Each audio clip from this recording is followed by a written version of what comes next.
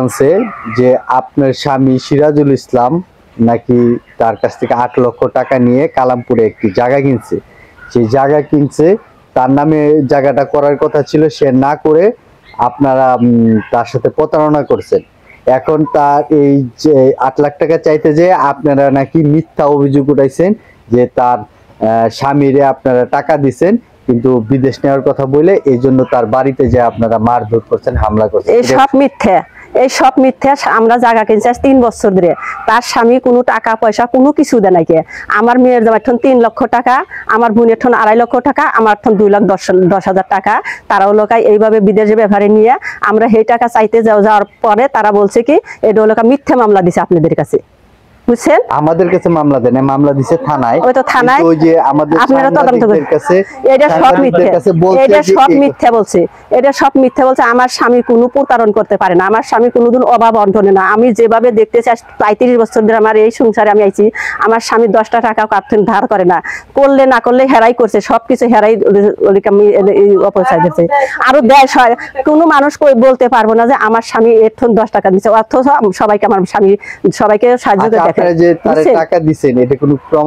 আমাদের প্রমাণ আছে, মোবাইলের রেকর্ড আছে, তারপরে ওর বাবা যে টাকা দিছে এই টাকারও সাক্ষী আছে, এই সবকিছু সাক্ষী আছে আমাদের। আচ্ছা, এই যে আপনাদের বিরুদ্ধে যে অভিযোগটা আনছে, এটা যদি মানে যদি মিথ্যা প্রমাণিত হয় তাহলে আপনারা কি চান? আমরা তার শাস্তি চাই, টাকা চাই, টাকা ফেরত দেব, তার শাস্তি চাই, শাস্তি দেওয়ার তাকে সামনে, আমার সামনে তাকে শাস্তি দিবেন। ঠিক আছে। চম্পা, আপনাদের নামে একটা চম্পা একটা অভিযোগ করছে, এটার সত্যতা কতটুকু? আপনারা এটা সম্পূর্ণই মিথ্যা কথা। ও বলে সম্পূর্ণই মিথ্যা কথা বলছে। আমার কাছ থেকে ও বিদেশ যাওয়ার সম্পর্ক নিয়ে, এই সম্পর্কে অনেক টাকা চাইছে, অনেক লোভ দেখাইছে যে 2 মাসের মধ্যে বিদেশ নিয়ে আসবো। আমি অনেক করছি, অনেক কথা বলছি, মানে আমার ছেলেকে বিদেশ নিয়ে যাবো 2 মাসের মধ্যে। আমি বলছি আমার স্বামীর পা ল্যাংরা, আমি 10-12 লক্ষ টাকা ঋণ আছে। ও কইছে তোকে আমি প্রত্যেক মাসে মাসে আমার তোর ছেলের টাকা দে, আমার টাকা দিয়ে দে, তোর ঋণ আমি সাইরে দিব, তুই তাড়াতাড়ি করে তুই লোকে টাকার ব্যবস্থা করে দিয়ে দে, আমি তো 2 মাসের মধ্যে নিয়ে আসবো, এই কথা বলছে। পরে আমি শতকরা সুদের ফার, তারপরে পত্তনের ফার টাকা আইনে তারপরে ওর কাছে 2.5 লক্ষ টাকা জমা দিয়ে দিছি। এখানে টাকা নেওয়া শেষ, এখন আর কোনো ফোনে যোগাযোগ করে তো কোনো কথাও বলে না, একবারে 6 মাস। টাকা দিছি 7 মাস চলতে আছে, নভেম্বর মাস দিয়ে 7 মাস চলতে আছে, কিন্তু ওর যোগাযোগ আমাদের সাথে বন্ধ আছে 3 মাস হয়ে আছে। 3 মাসেও আমাদের সাথে কোনো কথাবার্তা যোগাযোগ কোনো কিছুই করে না। এখন টাকা যদি চাইবার যায় ওরা উল্টা হুমকি দেয়, আমরা নেই আমরা জানি না, মানে ফারুকের সাথে আমার কোনো কথাবার্তাই হয় না। চাম্পার কাছে চাইবার গেলে চাম্পা করে এই সম্বন্ধে আমি কোনো কথাই জানি না, যার কাছে দিছে এর কাছে যা বললো এইসব কথা বলে। এই যে মামলা হুমকি দিছে ওই দিন যে গেলেন এরকম না, তখন ওরা ওদের কাছে টাকা চাইতে গেছি দেখে ওরা আর উল্টে দাবি দেখাইছে যে ওই যে 8 লক্ষ টাকা লোকে তোমার কাছে পামো, তোমরা 8 লক্ষ টাকা এনে দিয়ে যাও। আমরা 8 লক্ষ টাকার দাবি দেখাইছি, ওরা 8 লক্ষ টাকা আবার উল্টা দাবি দেখা দিছে। এই পর্যন্ত আমার সাথে কথাবার্তা। আচ্ছা, আমার নাম মাওলানা রুহুল আমিন। আমি দীর্ঘ বাড়িগাঁও কেন্দ্রীয় জামে মসজিদে দীর্ঘ 10 বছর ইমামতি করেছি। এখন একটা মসজিদে আমি খুতবা দেই। আলহামদুলিল্লাহ, আমি মিথ্যা কথা বলি না। আর আমি যেহেতু ইমাম, আমি মিথ্যা কথা বললে জনগণ সাধারণ পাবলিক কোথা থেকে শিখবে, এটা হলো আসল কথা। তো আমি আমার জানা মতে আমার এই যে রাজি আপা, উনি আমার জেঠাস হয়, সামি আপা উনি জেঠাস। তো এ অত্যন্ত নিতান্ত গরিব মানুষ। উনি এই যে ফারুক 2.5 লাখ টাকা দিছে যে ফারুককে, সেটা সম্পূর্ণ উনি সুদের উপরে এনে দিছে।